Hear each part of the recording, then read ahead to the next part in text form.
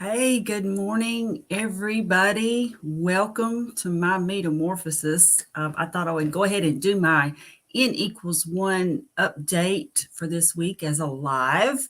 So, anybody who's here, welcome. If you're new, I'm so glad that you're here. And of course, I'm always glad to see my old friends. I know it's a little early, so um, hey, just grab your coffee, hey, no judgment here, right? Grab your coffee, grab your water, maybe with your electrolytes in it, grab your tea, whatever you happen to have, and come on in and just chill and relax. Start the day off just on a fresh, you know, just to start off the day relaxed and that kind of thing. So I'm going to wait just a minute to see if maybe some folks will join in. But if not, I'll go ahead and give my update. And of course, you guys can always go back and watch it. Um, like I said, I'm just really glad that, oh, hey, we've got somebody here. Thank you very much for joining me. I'm glad to see you. Um, let's see, I do have where I can see comments, I believe. So, welcome. Glad you're here. Um, I just thought I would do my N equals one update as a live. I thought it would be fun to have others join in case they either had some challenges that they wanted to talk about, because Lord knows we have them. Um, I I had a little bit of a challenge yesterday on a couple of things. So it nothing really bad, but I mean, we all have temptations and things that we want to do, and so um, please, just feel free to join in, to chat, to talk, whatever. So I guess I'll go ahead and just get started. Like I said, anybody who wants to join in and just chill, relax, start the day off on an even note, um, just join on in. All right, first of all, I went to the Highland Games Festival yesterday in Hendersonville, Tennessee. It's for those of Scottish descent. I mean, of course, anybody's welcome to go, but they celebrate their families and their heritage, and each clan has a tent that represents their lineage. And it's very fascinating. I do have some Scottish and Irish ancestry. Unfortunately, my dad was adopted, so I don't have any details about what clan might be in my lineage. But it was still fun to go. And they did have some authentic foods there, which was a very pleasant surprise. I was glad to see that they had some um, traditional foods, and one of those is called haggis. And there are several different ways that it's made. Traditionally, it's made where it's encased in the stomach of a sheep, and it consists of the sheep heart, lungs, and liver, and it's minced and put into this casing. Well, they don't make it. I think there are some regulations or something in the United States where you're not allowed to prepare it in certain, I guess, in the traditional way, and I really haven't read up on that enough to know what the limitation is. However, the version that I decided to try it, was haggis and eggs, and it was not encased in anything. It's just minced meat. It's all minced together, and then you have a couple of eggs on the side. So I tried it, and it was delicious. Now, granted, sometimes they say that hunger is the best spice. Um, so perhaps my hunger had a little bit to do with it, because I didn't eat until almost 2 o'clock yesterday. Um, and I wasn't hangry or anything. It wasn't like I got to eat. But at the same time, once I got my food, man, I was starving. I was just so hungry. So I ate it, and I ate every bit. I mean, I scarfed it down. It was so delicious. So that is something that I never, ever, ever would have thought that I would try. And I mean, it had a little bit of what you might call like an organy taste to it, but it Aaliyah is right. I mean, the organ meats are really good, and I have never, years ago I had tried liver. Now my mother never cooked liver. She refused. She just she cooked, I guess, what I would call just like straightforward food. I don't know. It was uh oh, hey, Karen is in this morning. Hey, Karen. Happy Sunday. All right. Um, I'm just glad you're here this morning. I'm not sure exactly when you popped in, but I'm just giving my N equals one update. And I tried haggis for the first time. And it's a traditional Scottish dish. And generally, it's encased in the sheep's stomach, and it has the sheep liver, lungs, and heart in it. This is not, apparently there are some kind of regulations in the United States where you can't make it in the traditional way. And so, but what I believe it was the beef liver, lungs, and heart, and not sheep. And they, of course, it wasn't encased in the stomach. This was just minced, and it was just like a pile of meat on the plate. And then there were 2 eggs on the side. It wasn't over easy, but anyway, but the eggs, it was all delicious, and I scarfed it down, and I was pleasantly surprised. So I actually, if I could find a place where I could get that on a regular basis, I would. And my friend that I was with was telling me that you can order haggis. So I'm going to look and see if I can find a place where I can actually order some, because I would definitely eat it on a regular basis. It was delicious. It was yummy. Karen, it's really not, I know, look, when I was growing up, I mean, like my mother, she just never would, she didn't even fix like seafood. She would fix freshwater fish. So she never fixed anything like shrimp or anything like that. And my dad just loved it. And, I was joking around with somebody not too long ago, and I said, that might be the reason why my mother never fixed it, is because my dad liked it so much. I don't know. Just my little sarcastic self coming out. Oh, hey, you're actually a part of my update. Yeah, and I was so I'll just go ahead and say that anybody needs to go out and subscribe to Meeting Wellness's channel. She gave me an excellent suggestion on dumbbells, the nesting dumbbells, and she sent me a link, and I am going to check those out. And I'm just going to read a little more about them. I did follow the link and take a look, but it was a cursory look. I haven't had a chance to get into any detail about it. But yes, that is a very viable option. And because I really need something that I could, like, maybe I could stick it in the corner back there or something, just something that'll fit in a small space, because I don't have much room. My little townhouse is very small. It's like the same with the freezer. I want a freezer so bad, because I could go in with my daughter and get a cow, or half a cow, and then freeze the meat and just have it on hand instead of having to buy it so often. So yes, Meeting Wellness. I am excited to check into those dumbbells. I think that might be the perfect solution, at least initially. Maybe at some point I would join a gym, but I don't, like I've said before, I don't know that is something that I would be able to commit to, because the time of day that I would be most likely to go to a gym would be early in the morning, and I already meditate and take a walk, and I just don't know how I would fit it in. And I guess people would say, well, if you want it bad enough, you'll do it. And that is true. That is true.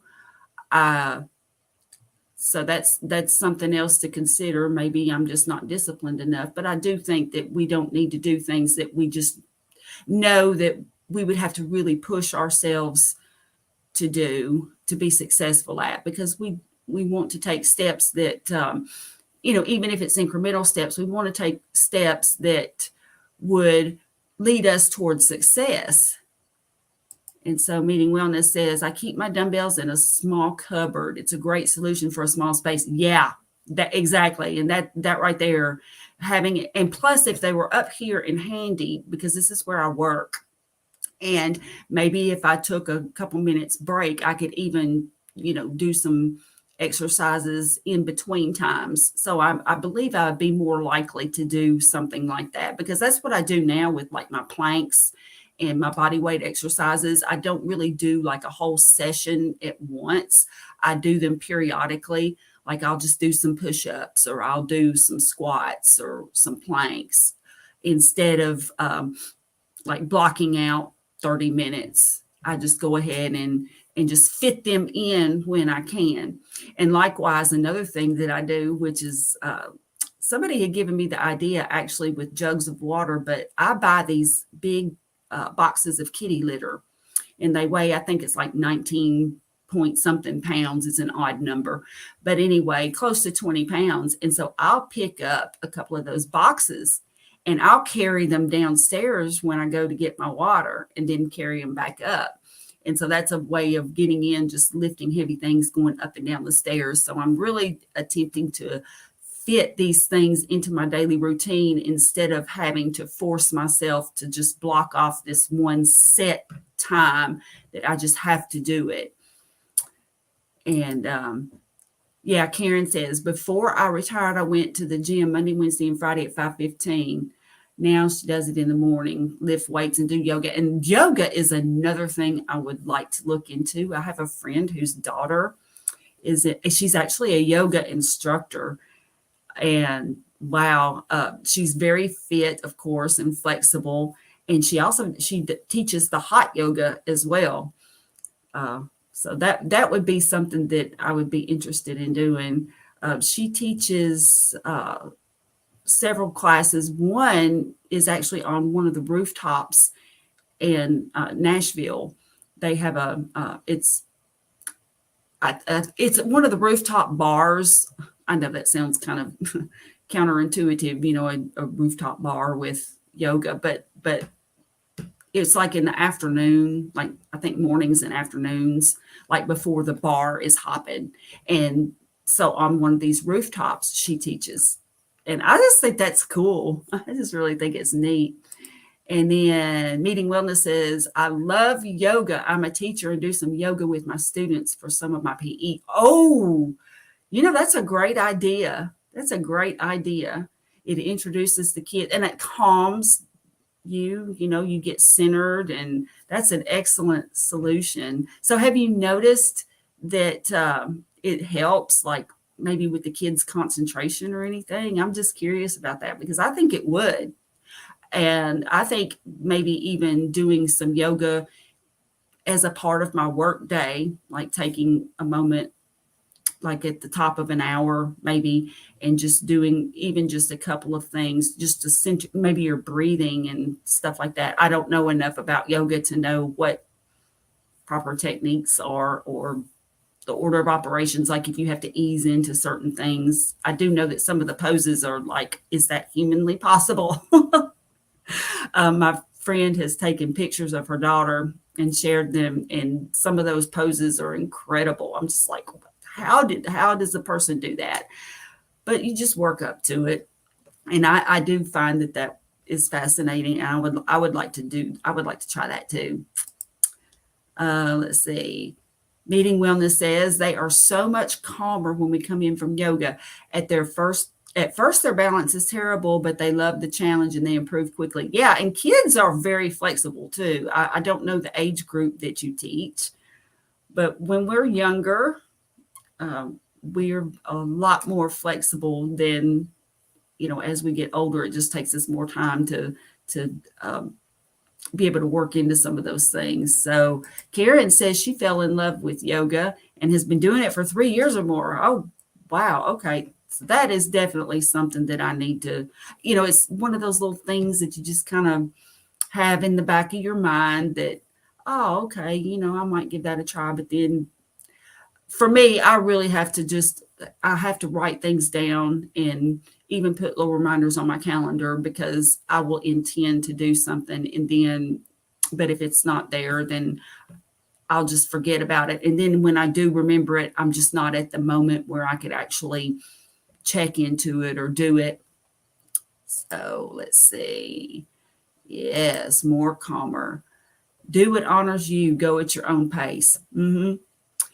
I I think it wouldn't hurt for me to try just in the beginning to do some simple exercises, yoga exercises, and then ease into it. That I think that would be very calming and relaxing, and I believe that would be a good. It would kind of help round out because I like meditation, and I have no idea whether I'm doing it right. You're told that there's really no wrong way to meditate. But I do find it relaxing, and I think yoga would be a great companion for that. You could probably even get to the point, and maybe it is a part of it. I don't know. It just seems to me like meditation and yoga could be a part of each other, and you could really tune in that way. And I think that would be really good for your soul. So that is something, okay, I'll definitely look into doing yoga. You guys have, which, like I said, I've been toying with the idea, but you know how that goes. So yes, the dumbbells, I am looking into getting those nesting dumbbells. I'm going to find out a little bit more about those and probably order some from Amazon. And that looks like that would be the way to go for me, just simply because I think I would be more likely to do it and work it into my daily routine. So yes, and I tried the Haggis. And then I did try something else, which is not carnivore. And yes, I admit it. We all do it. I had 2 servings, and I had never tried it before. And I wanted to try something that was, and I didn't want to. Oh man. Okay, here we go. I'm just going to admit it. I had mead, and mead is made with fermented honey. Now, this mead was not real sweet. From what I understand, it can be very, very sweet, or it could be very tart, almost tart. I know nothing about mead other than the fact that it's mentioned in all these historic romances and various books that I've read. They always have their tankard of mead. And then, so I wanted to try some. I never had any. So I did. So it wasn't very much. Like I always imagined, like when you had mead, I thought mead was kind of like beer. And apparently it's about the strength of wine. And so I had I guess it was like 2 servings, and I'm not sure, it wasn't really shots, I don't think, but it was, let's see. And Karen says, I think meditation and yoga would work well together. I believe they would. I think that would be, especially like if you could control your body enough to get into that pose, and then you just let your mind, you free your mind, and just, I really think it would too. It just sounds like it goes together. So, but yes, so I confess I tried mead, and I have to say I liked it. It was not too strong. It wasn't like drinking like a hard liquor, and it wasn't like beer, which I'm not really a beer person. If on occasion, and it's rare, I don't drink alcohol very often. But if I do, generally it would be one of those hard seltzers, but alcohol is not a part of my life overall. But like I said, I did want to try mead, and I hem-hawed about it. And I thought, well, and of course I know this is a slippery slope, people. So you have to watch it, because if you if you slide on one thing, it's very easy to say, well, okay, well, I've been good, I can do this. And then the next thing you know, you're sort of justifying on down the road, and that can be a bad thing. So but I did try mead, I confess, and I liked it. And if I go back next year, which I probably will. I've actually gone to the festival the last couple years, and with my friend, and I never did try it. What It didn't even occur to me, and he didn't mention the haggis, but I think because he knows I'm carnivore, that he knows that I've been eating like the cod liver and the sardines, that he mentioned about haggis, and I had no idea what it was. And so when he mentioned it, I was like, oh yeah, I want to give that a try. And I mean, worst come to worst, I could eat the eggs and just not eat the meat, but come to find out, I really enjoyed it. And then this is a little bit off the health topic, but I thought it was fun. We watched some of the performers, and I found a Gaelic metal band. Yes, and they're called the Kilmaine Saints. So I bought their CD and I bought a shirt too. And yes, they play like Gaelic / Celtic metal. And it was fantastic. I loved it. And, great beat, but yet it still had that traditional flavor to it. So, and that reminds me, I fall into these rabbit holes sometimes. And like one of them was, I found a group out of Mongolia on YouTube called The Who, and it's the HU, and they do Mongolian metal. And they actually did a great rendition of Metallica's Sad But True. And it's all in Mongolian. And it is just the coolest thing. It sounds so good. If you're into that kind of thing, check it out. It's just something different. And I like to just see and experience different things. And especially it's funny because now that I'm carnivore, especially the experiencing, I've always been kind of, what you would call, like I was always curious about various types of music, and I love my metal and my rock, but I like to look at other genres too. So I've always kind of been that way. But when it comes to food, I was not. And so I'm proud of myself that I'm trying these things. And you know what's funny? Like, for example, with the haggis, it sounds like it would be terrible. And we've been conditioned to believe that the organ meats are gross and nasty. And I will admit that, like, for example, my ex-husband's grandmother used to fix chitlins. Now, I will tell you that I will never eat a chitlin. It just smells too bad. Never. No, I don't care who cooks it. I know I'll never cook a chitlin, but if somebody cooked them and offered them to me, I'm way more open to try things now than I was, even a year ago. But I will not try chitlins. But in terms of like the other organ meats, this was actually called the Highland Games, and it's for it honors people of Scottish descent, like each clan or family. But there's a difference between family and clan. But anyway, each clan was like represented with a tent, and they would have competitions like traditional athletics. Like they had something that sort of was like a shot put event, and they would throw this weighted thing, and they would throw spears and do things in competition, but they also had traditional foods and stuff. So and they had vendors, people selling things, and then they had performers.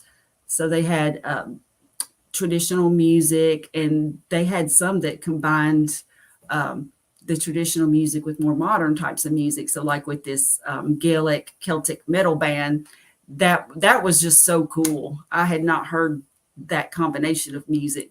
I really liked it, so I bought their CD. Let's see. So it was a lot of fun. So it's very similar to a Renaissance festival in that each clan has a standard, and they did like this parade where they carried their banner in, and the bagpipes, man, that was so cool. I've always liked bagpipes. And like one of the bands that we saw did a rendition, of course, if you know AC/DC, let's see, what was that song? Crap, it was Here and Then It Went. A Long Way to the Top. It's a Long Way to the Top, and there's bagpipes in that song. And so one of the bands did that. It was fun. So, but yes, let's see if I've missed anybody or anything. Okay, I haven't. I'm just making sure because sometimes I can ramble on and I don't. I can ramble on and I don't catch all the comments sometimes. So I imagine in the future when they're going a lot faster, I'll have to be more cognizant of that. So let's see. So I've covered the dumbbells, the nesting dumbbells, which I'm definitely looking into. And I believe that would be the perfect solution for right in that corner over there.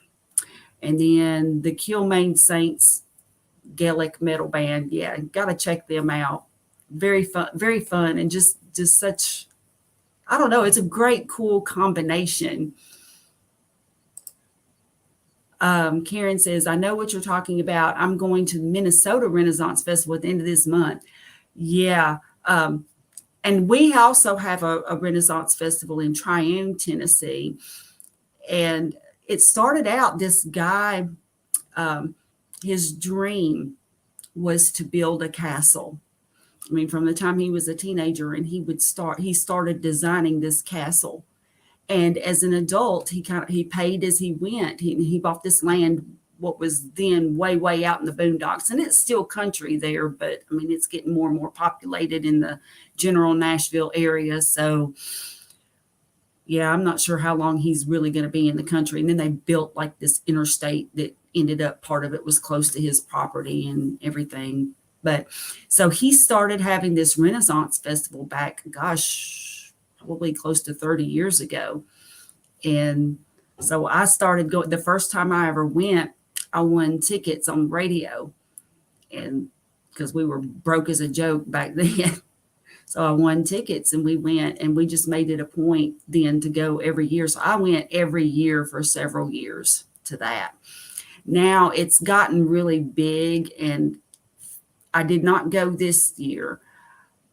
I was told actually by my friend that now it's being run by the county or something, that the parks are running it. And now and not that it's a big deal, because like I said, alcohol is generally not a part of my life, but they said that they wanted to make it family friendly, and so they don't sell alcohol at all. And I'm just thinking, you could have something like mead, the traditional things. I don't know. He said it's different. He said the atmosphere is different and everything. So I don't know. I may go back to that one next year, possibly. But this one here, this Scottish Highland Games, this was so much fun. I am interested in the Scottish heritage and everything. Like on my mother's side, we're German. We were Volga Germans. They had moved to the Ukraine area in the 1800s and settled very much like you settled in the United States, like the pioneers did. Catherine the Great had invited them all to come over and settle. But then things started changing in Russia, and so the Germans left. A lot of the Germans started leaving. So it's fascinating. I just love family history like that. So I would really love to find out more about my Scottish heritage, but I would have to get some names and stuff. And I don't know that I could find that out about my father. We don't know. We know very little about his background and that thing. Let's see. I'm going on my first live stream meeting, Wellness says, on the 21st at 5 p.m. Not hosted by me, but I'm still new at this. Chatting with Carnivore. Oh, great. Oh, fantastic. With Poco Moonshine, with JT. Yeah, I'd like to get on there and talk with him too. Or maybe I'll just invite him. I need to see if he's got like a contact or something, an email. I think I had checked once before and I didn't see one, but I was on my phone. And I know sometimes you can see things on the desktop computer that you can't see on your phone. So I'm going to check and see. But that's awesome. I'll watch. Yeah, for sure. That's fantastic. Well, let's see. Yeah, at 5 p.m. That's Pacific. So oh gosh. Yeah, I got to make sure I get those time zones right. I screwed up a time zone when I was on a live stream with Hoosier Carnivore, and the time zone was different. So luckily, I found out before it was completely over, but that was pretty embarrassing. And I blamed it on Mercury being in retrograde. They say that communication is can be botched up when Mercury is in retrograde. So that's my story, and I'm sticking to it. And okay, so for my N equals one update about drinking coffee, I'm still not drinking coffee. I still kind of miss it though. I really did like that buttery coffee flavor, and it was a part of my routine every morning. So I do miss it, but it's getting better. And who knows, I might at some point add it back in, but I do think that not having that bulletproof coffee in the morning, most of the time I have butter in it, but on occasion I would put MCT oil in there, and it would just power me through. And I think it suppressed my appetite. And, coffee is an appetite suppressant, and it also increases your metabolism. And so I decided that I would give up coffee for a while to see if my appetite improved. And I believe it has improved. I still have the ability, though, to get so involved in what I'm doing that if I'm not careful, then it's easier for me to skip meals. I've just always been like that. When I was a teenager, I would get so involved in my art. For example, I would have a good album. I would have like Rush 2112 or something playing, or it depends. I mean, sometimes it might be Iron Maiden, but I would have an album playing, and I would be drawing or painting, and I would just get lost in what I was doing. And the next thing you know, my mother would be, telling me it was time to eat, and I wouldn't even be hungry. I wouldn't even want to eat. I remember on occasion I would tell my mother that if I could just take a pill for my meal, I would. So yes, I am a strange bird. I'm a weird person, but I would like to just think that I'm just different and interesting and not weird in a bad way. So Meeting Wellness says, are we related? That's my heritage too. I'm German from Russia. Was your family Mennonite? Mennonite. You know that my grandmother's side was Mennonite. My grandfather's wasn't. The ancestor that came over to the United States, his name was, how many greats? Grandfather, like two greats, I think. But his name was Heinrich Hoffman, and they settled in Lincoln, Nebraska. So that's where my mother's people are from. Yep, that's amazing.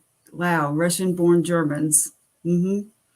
I just, and my mother's people have and I just found out about it. I'm not on social media, and there's a lot of backstory about my weird family history in terms of dynamics. So my mother kind of was on the outs with a lot of her family, and I never really knew any details on why. But I found out that their whole family, the Jordans, that was my grandmother's maiden name. The Jordans have this big event in the Northeast United States every year. And so I would like to maybe get my son and his wife and daughter and my daughter and, do a little group trip up there. I think I would like to meet them, and just because I don't feel a connection. It's important. I know we can make our own tribes, and like this carnivore tribe, for example, this tribe is, I feel so close to you all, and I don't even know, I don't know you in person, but everybody is so kind and helpful and loving in general. Then you always have your jerks, but so we can make our own family, we can make our own friends. But like I know a guy whose family, well, and my ex-husband as well, his family was here since the boat came over. So there's old family cemeteries. they were a part of the local history. And I have another friend whose family was the same way. And, my mother moved here. She came for the country music, not to sing, but she just came because she was a big fan. She used to listen to the Grand Ole Opry. She lived in little dinky town, Sutton, in Nebraska, which is I can't remember how many miles outside of Lincoln it is, but anyway, she grew up in that little dinky town, and so she wanted to get away from there, so she did, and it was very brave, I thought, for her to come down here to Nashville by herself. She didn't know anybody, but she got an apartment and a job, and so she came because of the music, and then my dad did too, but he actually is a musician and plays several different instruments. And he never really made it big. He was in a couple of bands when I was growing up, and it was fun. We got to travel around. One of them was a gospel slash country type of band. And we played a lot of dinners on the ground, which was fun, and lots of good Southern eating. It was a lot of fun. Anyway, yeah, so I ramble. Let's see here.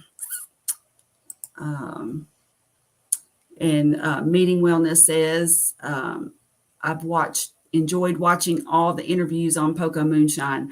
Yeah, and he does a fantastic job. And, he and I are kindred spirits in that I could tell by his interview, I believe it was with Carrie. Yes, it was with Carrie on Homestead How.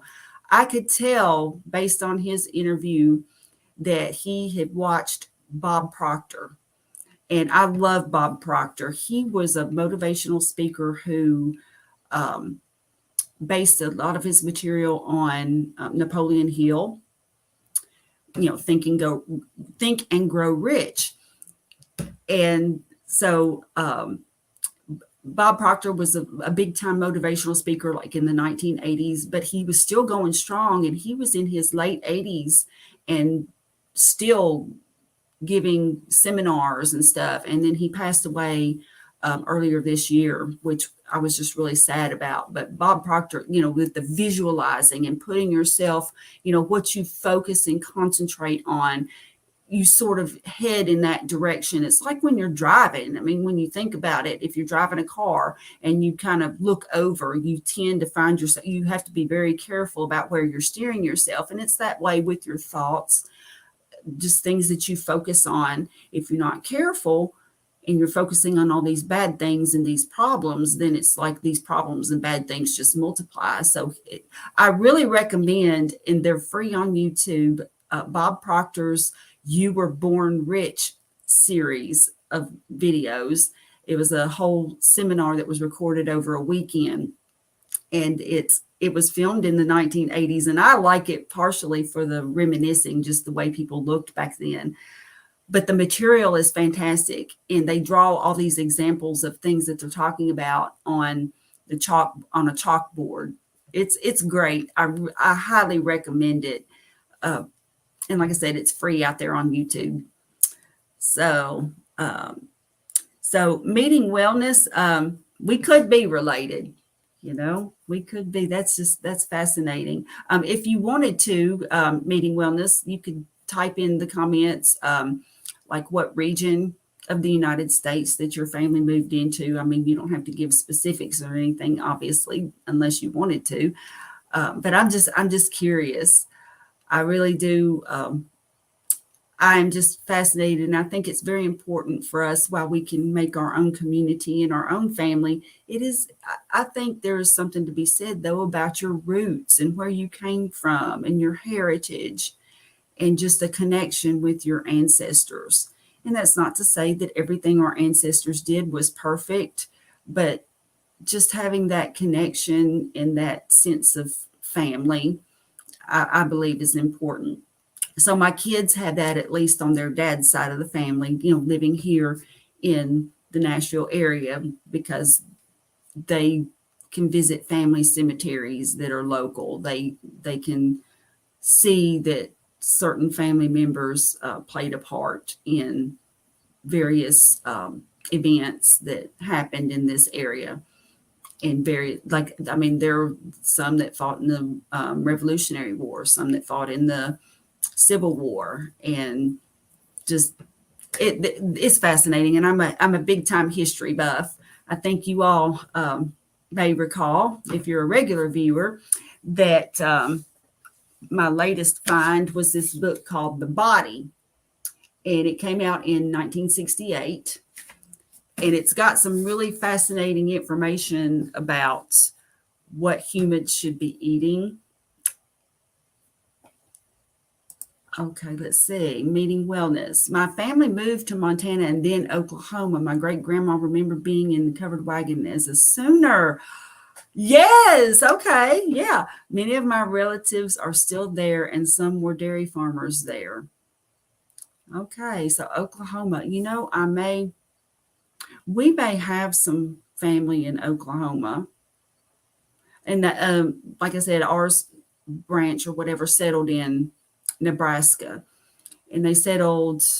Let's see, actually, and what happened? I found it fascinating. They didn't settle like the way, like with the pioneers that we typically think of, where you live on the land for, I think it was 7 years, and then the land was yours.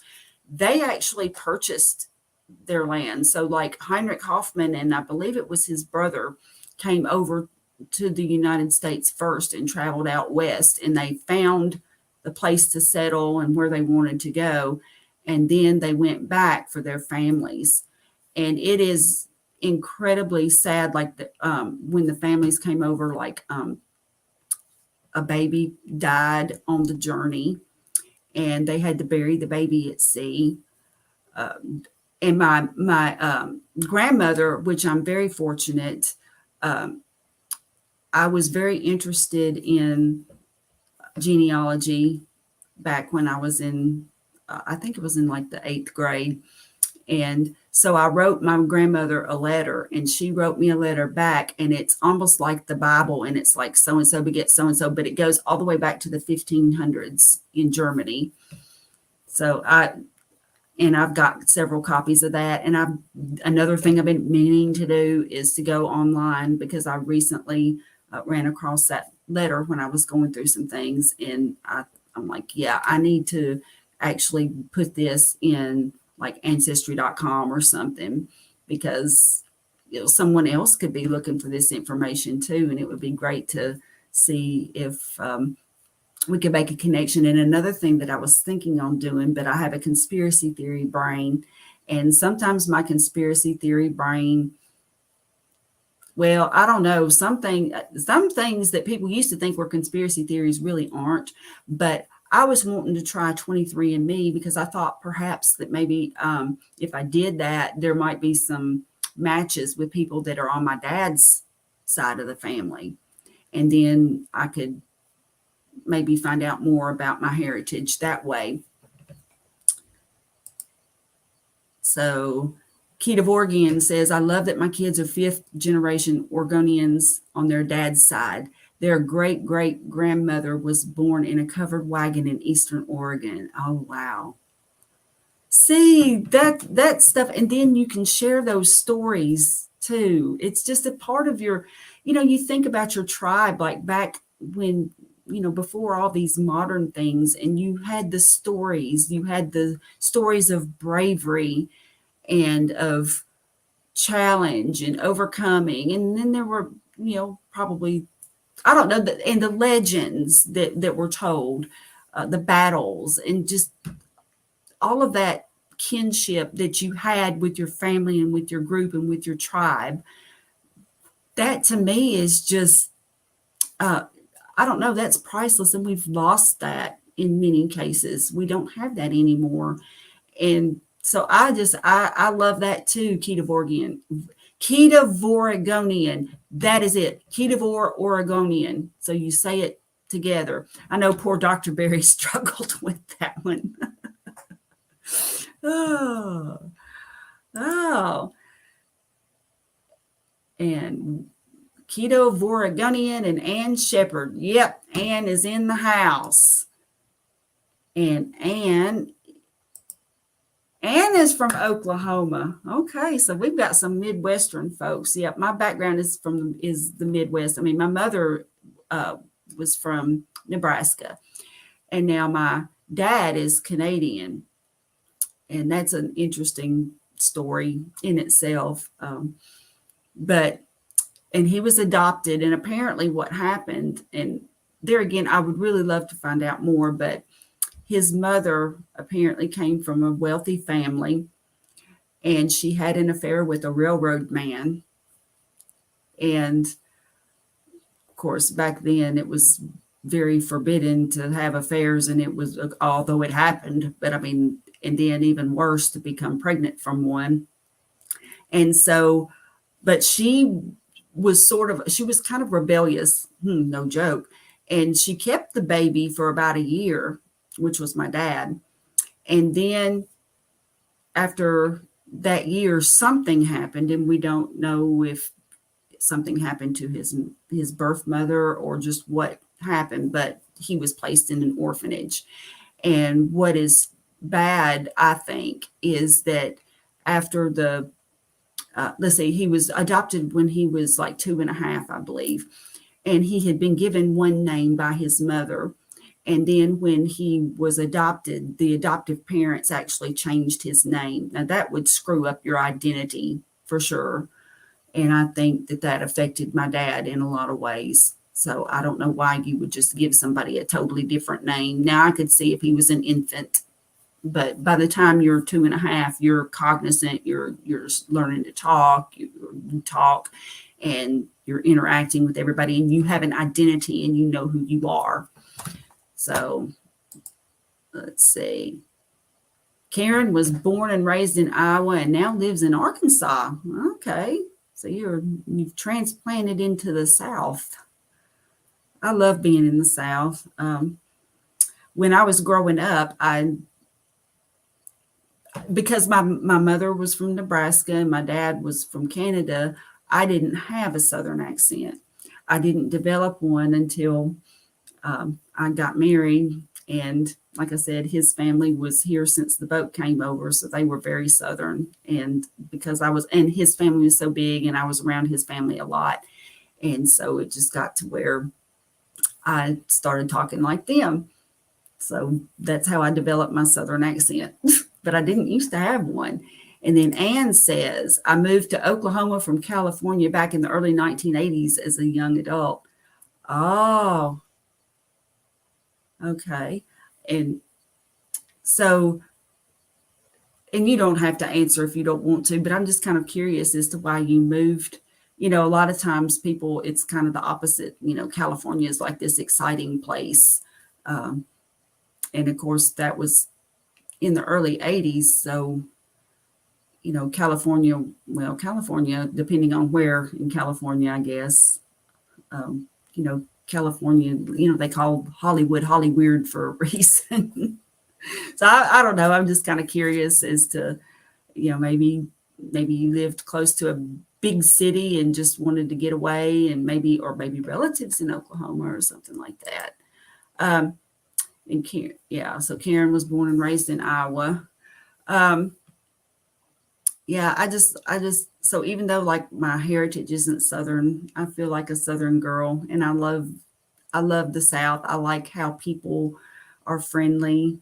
You can kind of tell when somebody is from somewhere else because they just don't know what to think about people speaking. And I've actually heard that folks in Europe, when they come over to the United States, they're very taken aback by just how people speak, like in the grocery store, like when you're checking out or whatever, and a conversation just gets started and they're like, but I don't know you.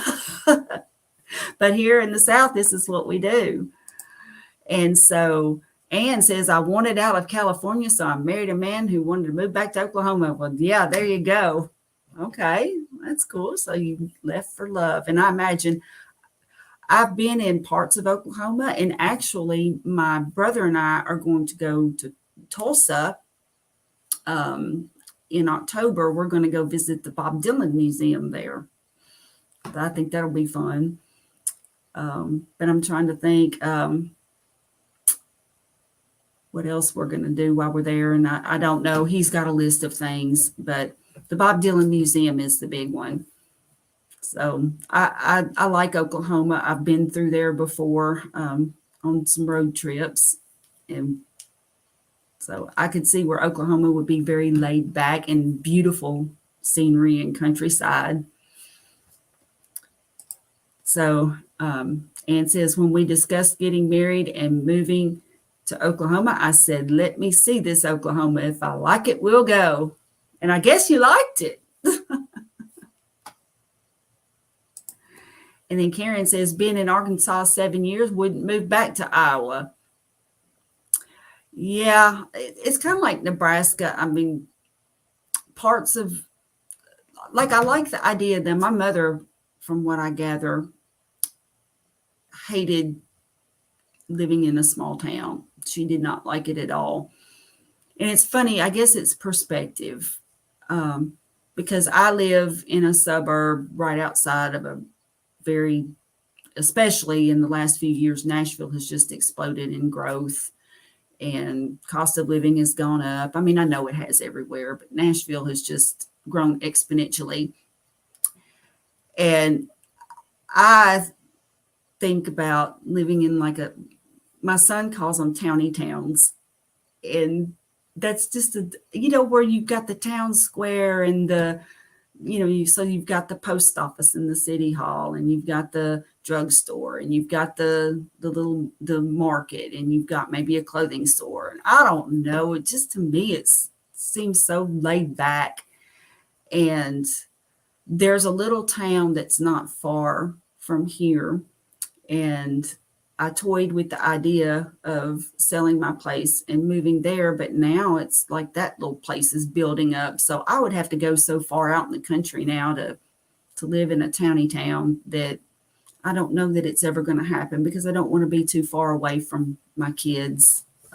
That's the thing. I mean, I believe now that I'm carnivore, I believe my health is really going to be fantastic, on into my later years. I mean, I feel like I'm just getting started now. However, at the same time, I have a really good relationship with both of my kids, and we do a lot of things together. And I think it would maybe be a bit inconvenient and kind of a challenge at times. Plus, I don't know what type of like Wi-Fi and stuff like that I would have, because I work remotely. Now, of course, if my channel was to somehow go viral, then that would be even more of a reason where I would need to keep a great Wi-Fi. So I don't know, just lots of things to think about. But one thing that I have done is I've tried very hard. Well, what I've done is I've actually taken a different look at things. Like, for example, I like the simplicity of a small town. I like the fact that people are, you know each other and you speak. So what I've decided to do is when I take my morning walks, when I see my neighbors out, I speak to them. Or if I go out to get my mail, I go speak to my neighbors. And, initially, they would kind of look like, what? And, but then they would speak. And so now, I speak regularly to my neighbors, the teenagers that are waiting for the bus every morning now that school's back in session. I started speaking to them as I was taking my walk, and they would kind of like grunt if they did anything. And now they some of them even smile, and they'll wave and say hi. So I just think that we can also appreciate the beauty and the people around us. So when I walk, I appreciate the sunrise, and I appreciate the beauty and the colors and the sound of the birds as the day is starting. So I just incorporate these things into my life, and I can have them now. I don't have to live in the country to see the beauty. Just a new perspective on how to look at things. It could be the same situation, but depending on how you choose to deal with it can often make a big difference. And the northeastern part, let's see.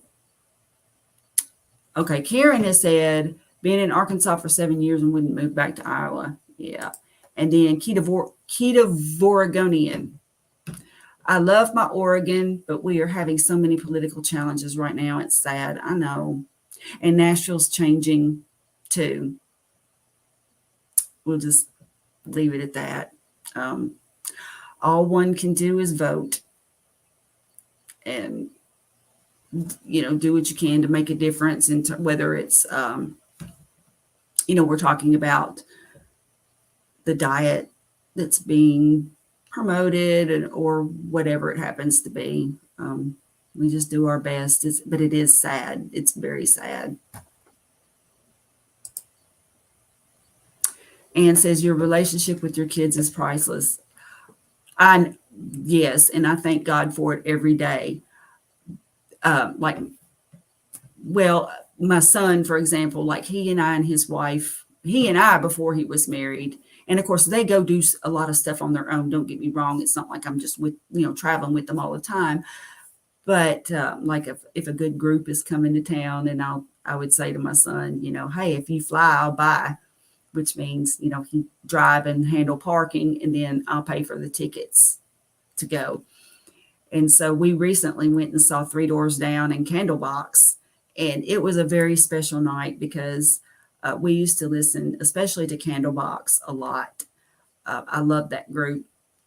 And my son was little at the time, and he just grew up listening to that music. And he just couldn't believe then when we were at the show, he just turned and looked at me and he just says, I can't believe I'm seeing them live. It was just a beautiful experience. And so, I went with him and his wife, and of course he drove and worried about parking, and then I paid for the tickets, and that's fine. I don't mind at all. When my son and I went on our road trip back in 2017, I paid, but we took his car and drove. He drove, and it worked out perfectly. And Anne says, yes, vote. And I do. I vote, and we've got a runoff election here. So I'm going to vote for what it's worth. We'll see what happens. But yeah, some of that is another reason why I might want to get out of this area. But I don't know. It can be sad. So let's see, for a little bit more of my N=1 update. The seltzer water. I have not bought any more seltzer water. I am drinking less water. And I do use a little bit of element in the water. But I don't know, man. Here's my conspiracy theory brain again.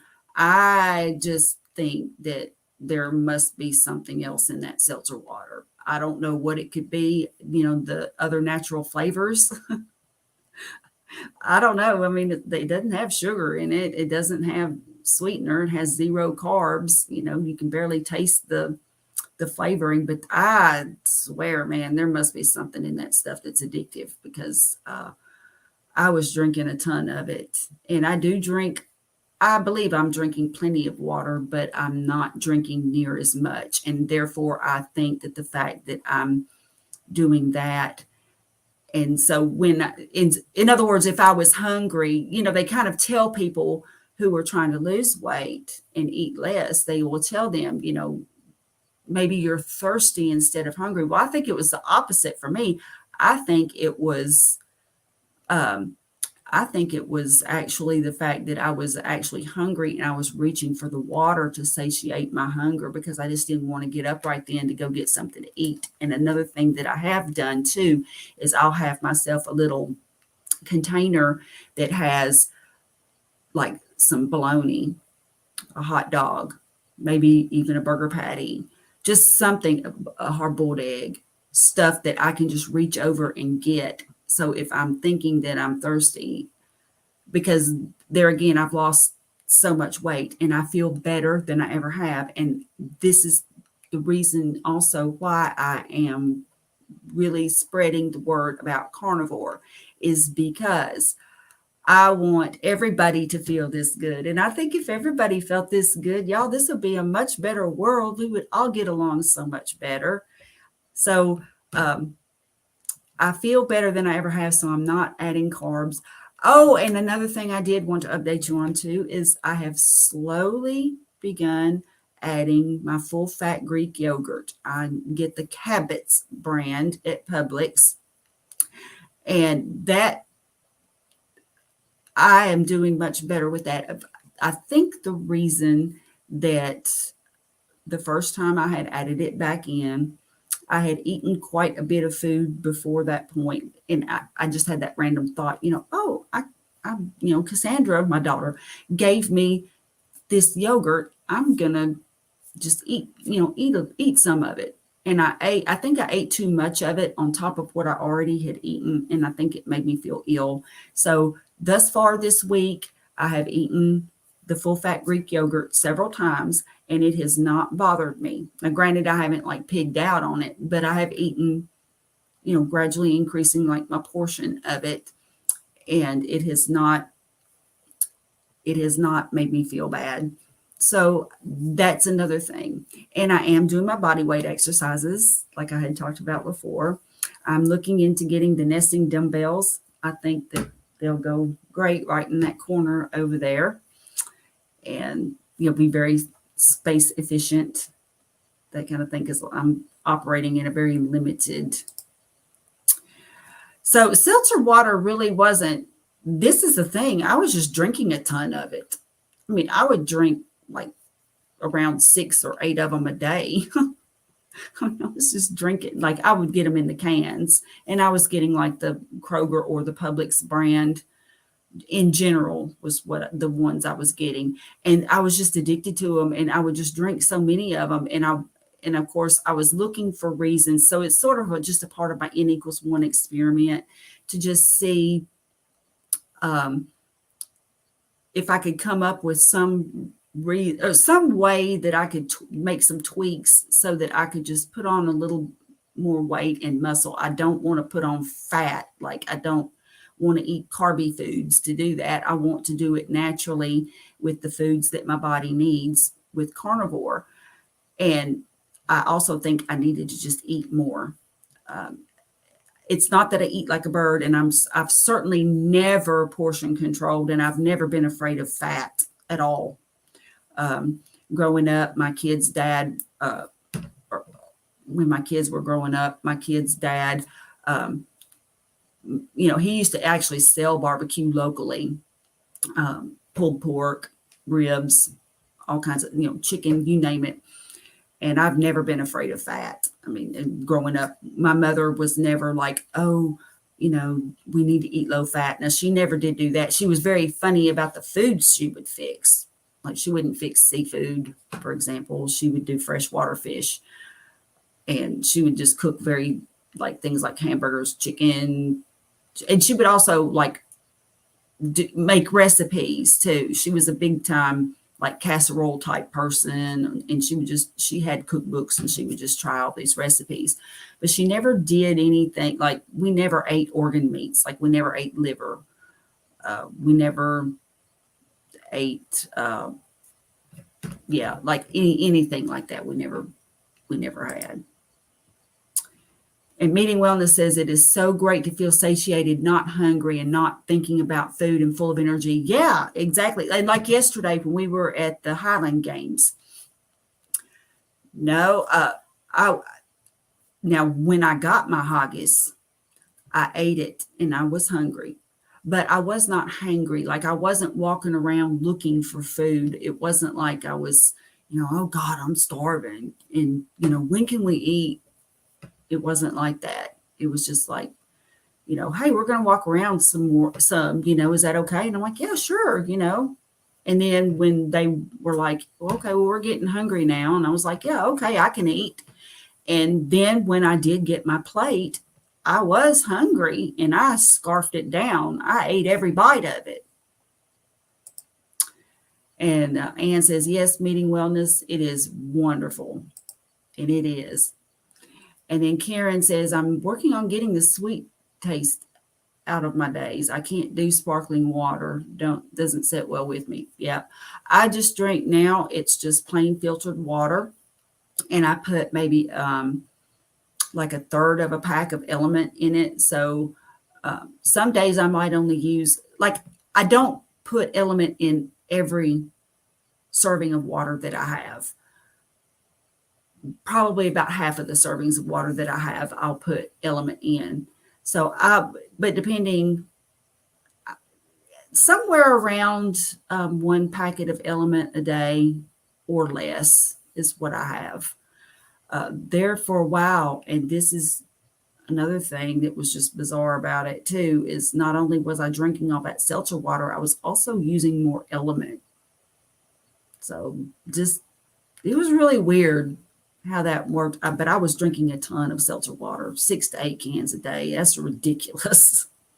It's just ridiculous. I use a flavored Element. It is called lemon habanero, and it is not sweet. It has a spicy taste to it. And it was really good in like mango flavored seltzer waters and stuff. And now I think the combination of the flavored seltzer water along with the Element could have been something that was really encouraging me to just drink more and more of it. But it's funny now that I'm putting that same Element in just plain filtered water, it is not, I don't have the same urge to drink as much of it. So it could have been the sparkling water, it could have been the Element, it could have been the combination of the two, but whatever it was, I was drinking so much of that seltzer water, it was crazy. It was crazy. And I have found that I am eating more in general. Now, some days I will eat a lot. Like one day my brother and I went to a Mexican restaurant and I had steak and eggs. And then I turned around and later that evening I had 3 burger patties and several pieces of bacon and some full-fat Greek yogurt. That was quite a bit. Oh, plus I had my sardines as well. So it just depends. So I think I'm eating more and I'm eating better. And I'm making sure also, like when I make my eggs, I'm adding butter in, and I also cook them in with bacon grease to just get that extra fat in there. And when I buy my bacon, I find the fattiest bacon in the case. I mean, I'm looking, I'm like, oh yeah, okay, that's got a lot of fat in it. So I'm going to definitely eat that. And then Karen says, currently, yes, but I had an unflavored pack and put it in my water this morning. Yes, a lot of people do say that the unflavored is much better on their stomach, and also that they don't seem to have cravings. It's funny because I haven't tried any of the other Elements, and I've actually got a sample pack. I just like the lemon habanero because it is not sweet.